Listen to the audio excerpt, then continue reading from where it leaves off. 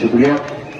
আজকের মাহফিলের মেহমান চলে এসেছেন নারায়ণ তাকবীর, নারায়ণ তাকবীর কুপুয়া বরগুনাবাসীর পক্ষ থেকে, তালতলিবাসীর পক্ষ থেকে।